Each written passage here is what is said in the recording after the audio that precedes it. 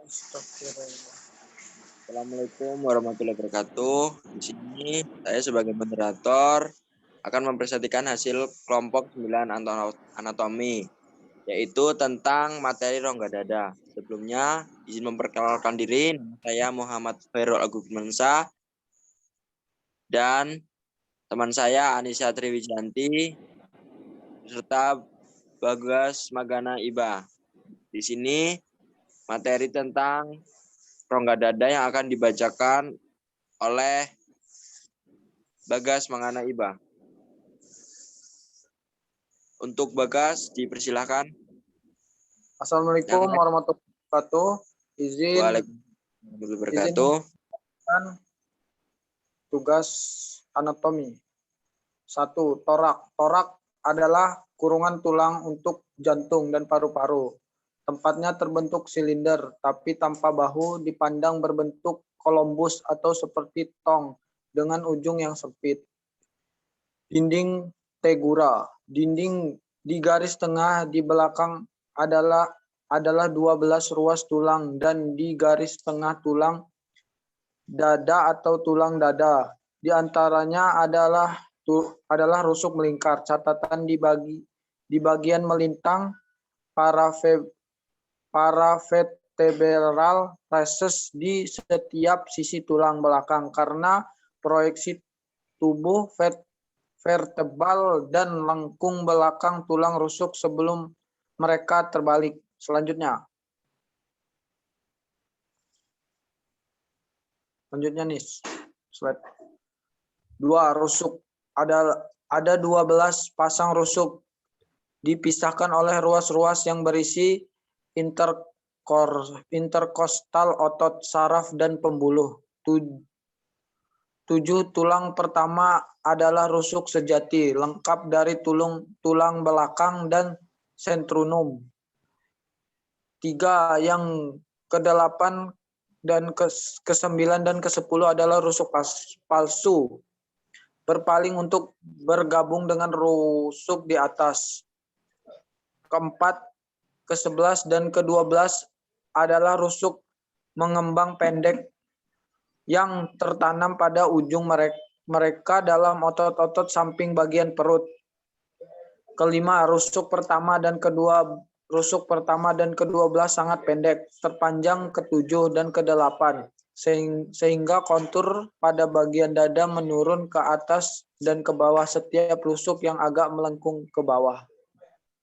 Selanjutnya.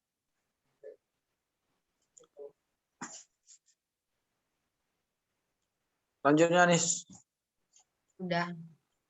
Setiap rusuk memiliki 1.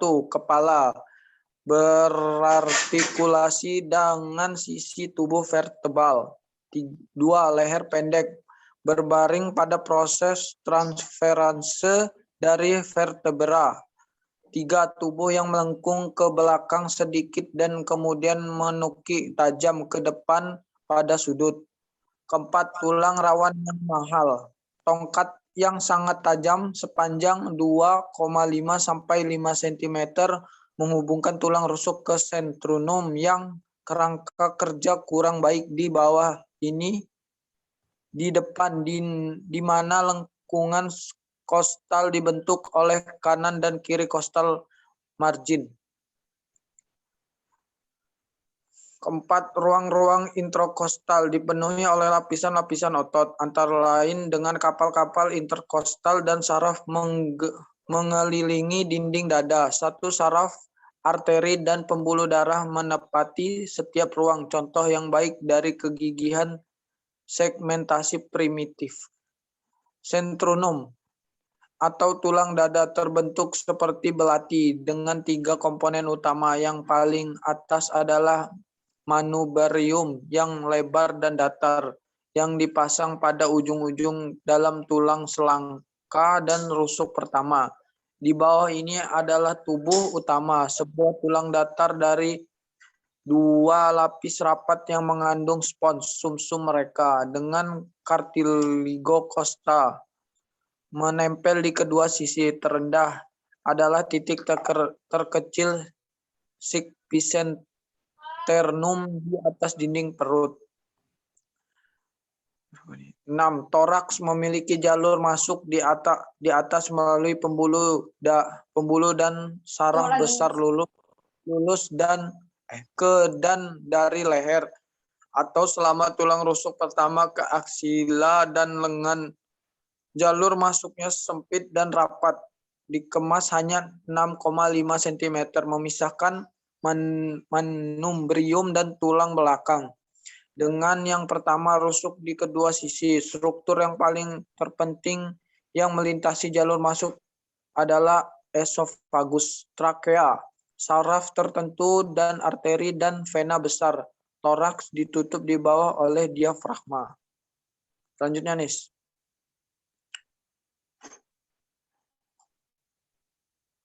Pernapasan. 1. Pernapasan menarik udara ke dada dan mendorong keluar dari paru-paru. Inspirasi rongga dada adalah melebar dan udara masuk dalam kadaluarsa. Sebaliknya terjadi gerakan pernapasan keduanya, toracik dan abdomen. Dalam inspirasi toracik, sternum diangkat oleh tingkat ketinggian rusuk yang terletak lebih horizontal, baik transverse dan anteroposterior. Diameter dari dada meningkat. Selanjutnya, Nis.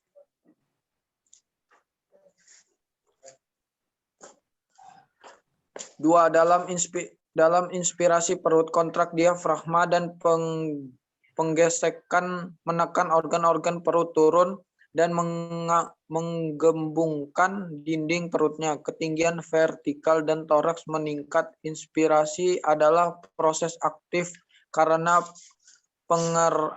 pengerahan otot berarti pasif. Dinding dada subdis dan dinding perut diratakan, diafragma rileks dan udara didorong keluar dari paru-paru. Selanjutnya, nih. Otot dinding dada. 1. Anterior. Di depan dinding dada dilengkapi oleh pectoralis besar yang disebutkan dalam kaitannya dengan lengan yang muncul dari sentrum tulang, selangkangan dan tulang rusuk. Bahan serunya bertemu masukkan ke bagian atas humerus. Fungsinya adalah adukasi lengan ke samping. Sebuah lebih kecil pectoralis kecil terletak di bawahnya, muncul dari beberapa tulang rusuk dan dimasukkan ke dalam proses coracoid scapula. Ketika dada dapat bertindak sebagai aksesoris otot respirasis jika lengan tetap di dada. Bahwa beberapa otot perut ditempelkan pada tulang rusuk rektum di dekat garis tengah dan the oblique otot lebih laterally. Selanjutnya, posterior. Selanjutnya saya, guys. Oh ya, selanjutnya saya posterior. 2 lembar besar otot dangkal di belakang adalah trapezius atas dan latissimus dorsus turun ke bawah. Masing-masing adalah otot berasal dari berbentuk segitiga dengan dasarnya menempel pada proses sphenius dari febral thorax dan memperpanjang bagian belakang leher sejauh optik itu menyempit dengan cepat untuk menyimpan pada tulang belakang sneumula dan belakang clavicula itu memutar skapula searah jarum jam pada dinding pada gambar 6,10 dan dengan demikian membentuk deltoid. Yang kedua, latissimus dorsus lebih tumpung tindih oleh trapezius di atas. Ini berasal dari vertebral thorax yang lebih rendah dan tulang belakang lembur, memasukkan ke dalam humerus pada tingkat yang sama dengan proktak utama. Ini memutuskan lengan menempatkan jari satu di ketiak, batas otot, tabel dirasakan di depan dan di belakang. Inilah selanjutnya sah. Selanjutnya. Inilah ada gambar tentang anterior dan posterior. Selanjutnya. Rongga dada. Rongga dada dibagi ke kanan dan ke kiri peratis besar mediasus yang terletak di garis tengah sagital membentang dari bagian belakang sternum. Untuk kolom vertikal rongga memanjang dari intel toraks untuk diafragma sang dua bagian terpisah dan mengandung paru-paru kanan dan kiri. Setiap paru-paru melekat pada mediastinum di akar atau hilum dan di dekat bronchioles. Yang kedua, rongga itu dilapisi membran serum yang halus. Memudahkan gerakan tersebut paru-paru di dinding dada. Setiap kantong pleur adalah kantong tertutup. Untuk pleur seperti posterior adalah dibagi menjadi lapisan posterior dan ventral yang dimana-mana terus-menerus posterior dan pleur pakaian aspek dalam tulang rusuk. Permukaan atas diafragma dan sisi mediastinum lapisan membentuk paru-paru dua lapisan terus-menerus pada akarnya. Puncak kantong pleur menjauh ke arah leher, sedikit di atas tulang selangka dan basis melebihi hati di depan dan ginjal di belakang. Meskipun paru-paru diisi erat pleur, tidak pleur mencapai batas atas atau bawah. Biasanya tidak ada pleur yang sebenarnya. Jika udara diakui paru-paru segera menyusut menjadi massa padat kecil. Rutut melawan mediastinum. Selanjutnya.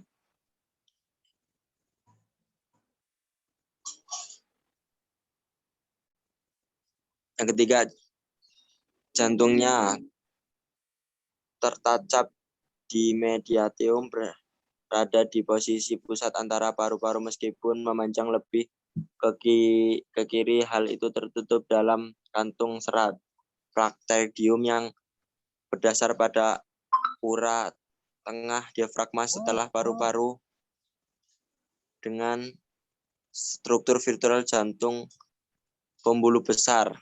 Selanjutnya.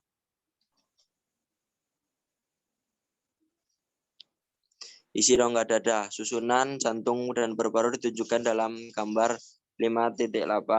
Setelah menyangkut rongga dada dan gambar paru-paru saling tampak tindih jantung bawah hanya sebagian kecil dari itu sehubungan dengan bagian belakang sternum, yaitu yang dikeluarkan dari dada dengan paru-paru terbalik untuk membuka pembuluh darah dan hati. Ini adalah isi rongga dada. Selanjutnya.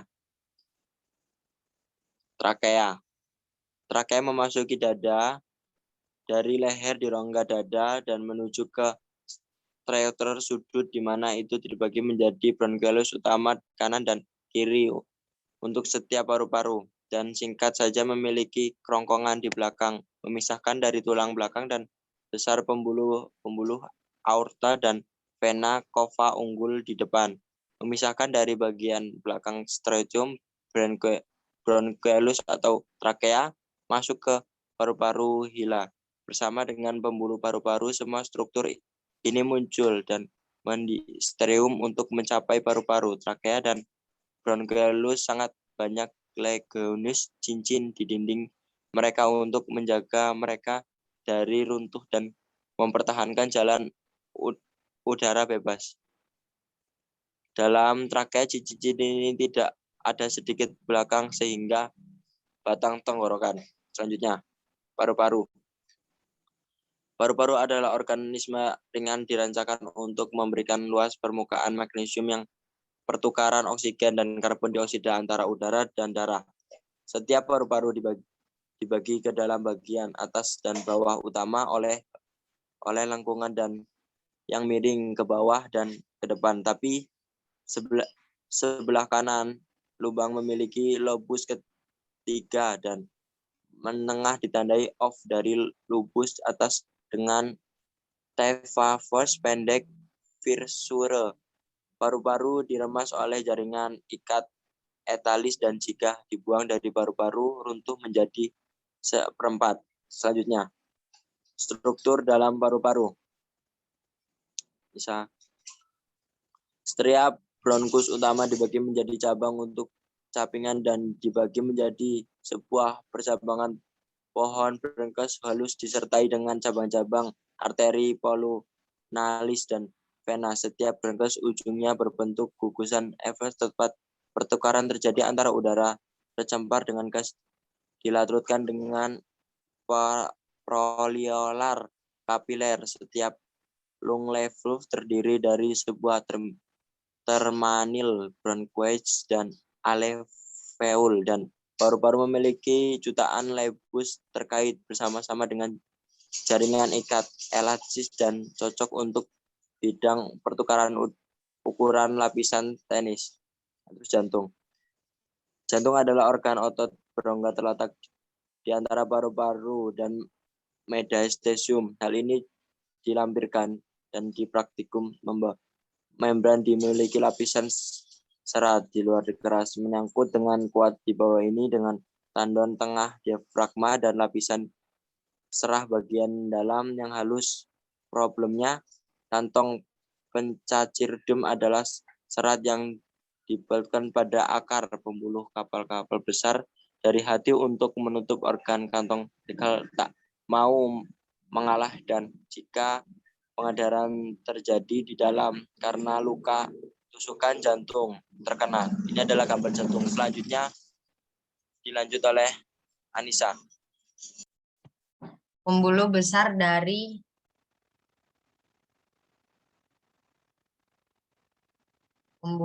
dari torak. Vena cava superior terbentuk oleh persimpangan kanan dan kiri vena. Masing-masing membawa darah venous dari satu lengan dan satu sisi kepala dan leher. Sebelah kanan brachiocephalic dan vena cava berlari vertikal terus dengan atrium kanan tapi kiri salib dari kiri ke kanan di depan trakea dan di atas lengkung aorta. Vena cava yang lebih rendah keluar dari perut melalui tendon pusat diafragma dan hanya memiliki kursus intratoracik yang sangat singkat sebelum memasuki bagian bawah atrium kanan.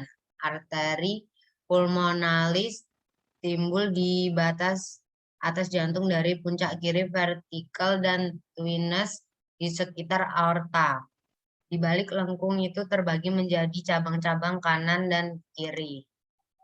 Sisi struktur dari posterior toraks dinding.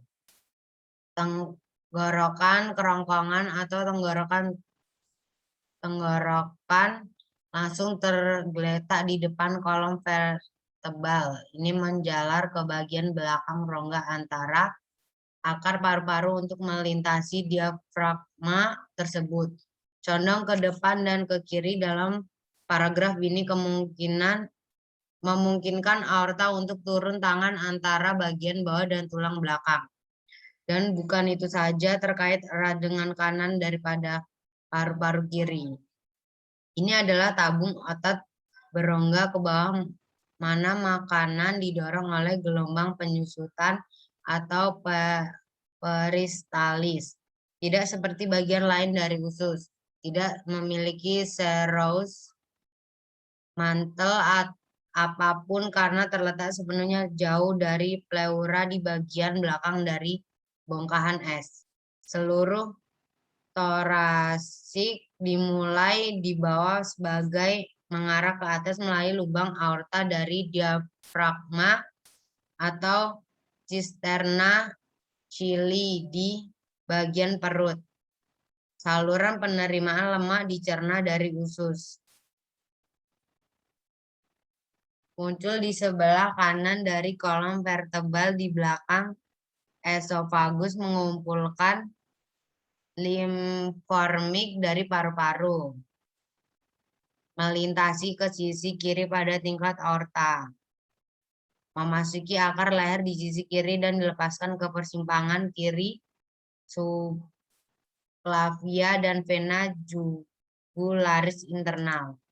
Saraf dalam rongga dada. Ada empat penting batang saraf di torak.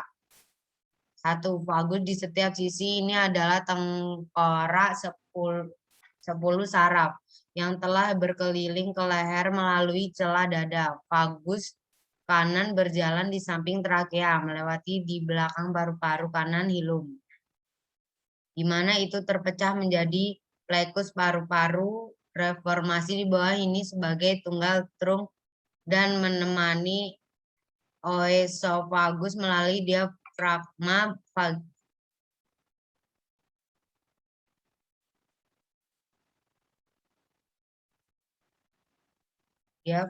vagina sebelah kiri berjalan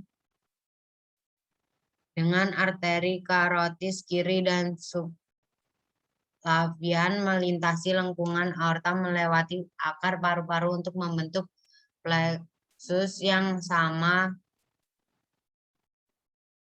Reformasi dan menyelesaikan kursus torasik di samping kerongkongan pagi adalah bagian dari komponen parasimpatis sistem saraf otonomik digambarkan di pasal 20. Khawatir akan peraturan otomatis dari jeroan di dada, mereka memberikan cabang ke jantung, paru-paru, dan kerongkongan. 2 batang yang bersimpati, 1 di setiap sisi terletak 3-5 cm dari situ tubuh vertebral. Jaringan ini terdiri dari rangkaian ganglia atau gardu-gardu sel dan serat saraf. Berbaring di leher rusuk di belakang parietal pleura dan dihubungkan dengan longitudinal serat.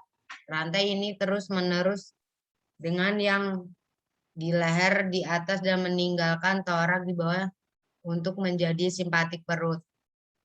Hal ini juga merupakan bagian dari sistem saraf otonomik dan berbagai dengan vagus kontrol ganda dari viscera. Beberapa cabang menurun dari bagasi utama. Ini adalah saraf Planchnik yang menembus diafragma untuk bergabung dengan plekus sekitar awal aorta perut. 3. Saraf interkostal yang diambil dari saraf tulang belakang bergerak mengitari dinding dada di bagian tengah ruangan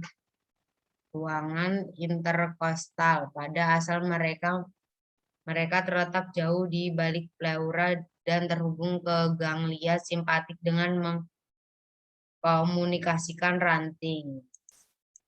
4. Saraf Herenik timbul di bagian bawah leher untuk menyediakan diafragma sebelah kanan. Pharynx mengalir di samping vena cava yang unggul dan sisi kanan jantung. Kiri melewati aorta dan sisi kiri jantung, keduanya menusuk diafragma dan putus di bawahnya.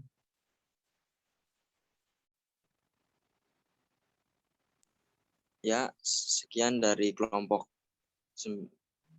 kami yang